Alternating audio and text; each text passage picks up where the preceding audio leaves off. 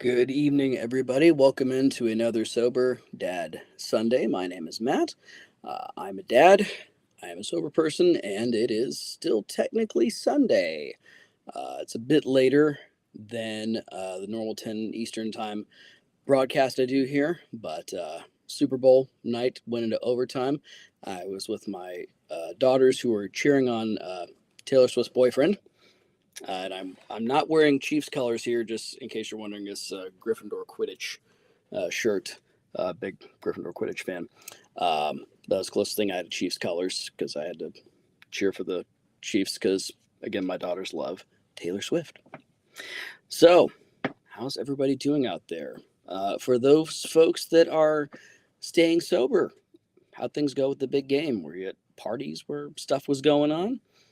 Had some interesting conversations lately at some meetings with some folks that are a little worried about going to social situations where there's drinking and other substances going on and how they can kind of hold the line and roll with it. Maybe that's something I'll talk about another one of these Sober Dad Sundays, again, coming up soon. But tonight, and I'm sure most of y'all are seeing this later on since it's so much later, but tonight, some of my thoughts are just, leading up to the Super Bowl and all season long, again, with Taylor Swift being as popular as she is. Even if I didn't have kids and a spouse for that matter, who were super into her and her music, kind of hard to avoid the whole thing. And of course, she's dating a player on the Chiefs, Travis Kelce, and just all the hoopla that goes with that. How many people have just flipped out over it? There's even people that, come on, unless you've been living under a rock, and if you're living under a rock, I don't know why you'd be watching this webcast, but you even saw the whole thing about the big conspiracy theory about how the deep state and President Biden were all in on the Chiefs to win the Super Bowl so they could do this and that. Silly stuff. But it did get me thinking. All the hoopla over that, and then of course all the media think pieces like, well, why all the hate? And turn the lens back on people who have some legitimately kooky ideas on the right. How easy it is just to criticize other people and just externalize all of our stuff. Some of the people who may be threatened by the TV networks showing Taylor Swift a couple of times during a 3-hour football game, what adds up to maybe a minute total of screen time, where that is some giant offense.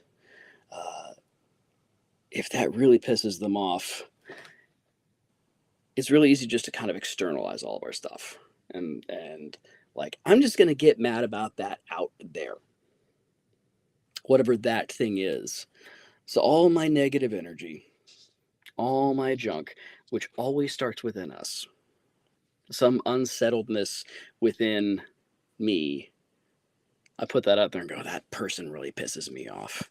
That pop star who's there in the audience of the football game, or if you run more in the circles like I do, that jackass TV preacher who is just after the money and has lots of followers and everything.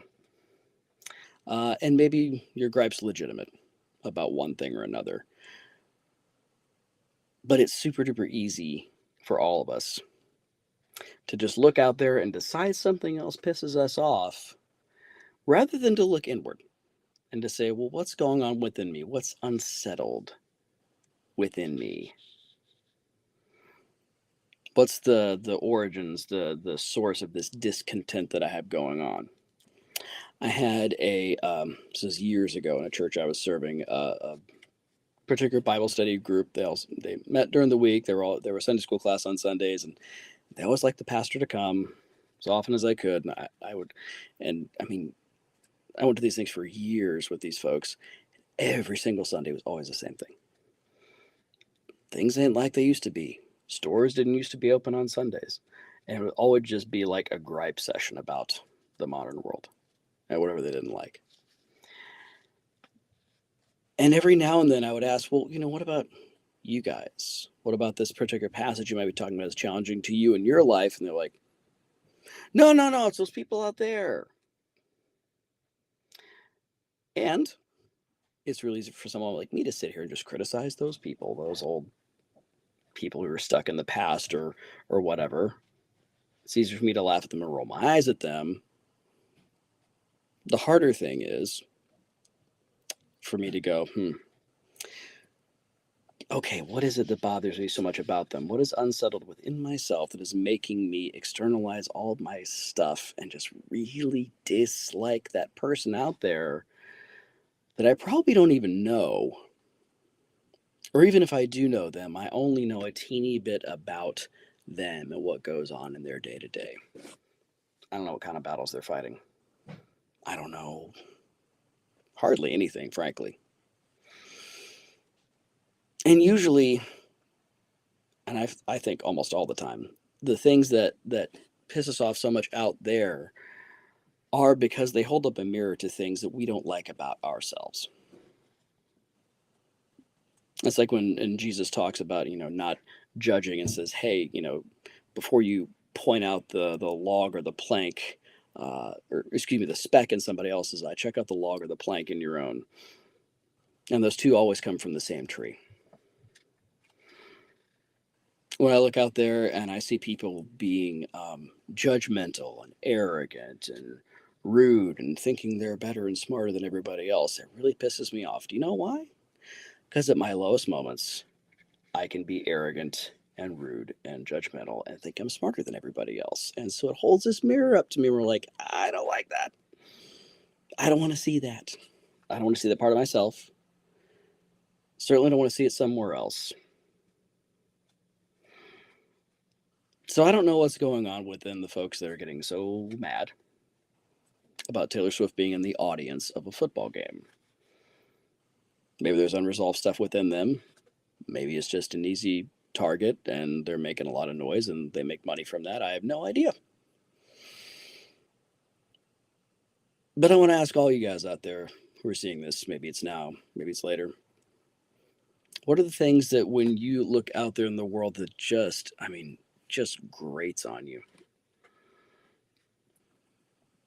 What are the things that just drive you nuts when the other person is like this? Oh my God.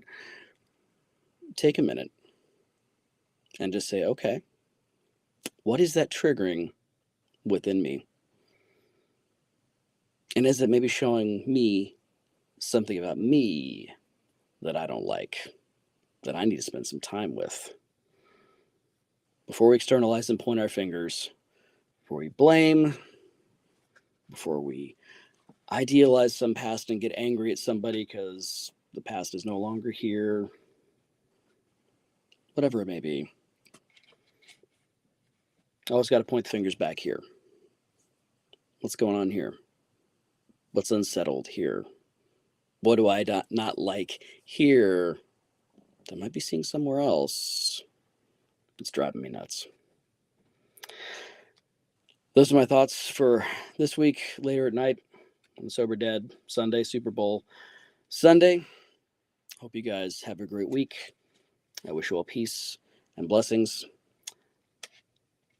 Best of luck to all of you out there trying to be the best person you can be for those around you because they're worth it. And most importantly, trying to be the best person you can be for you because you're worth it.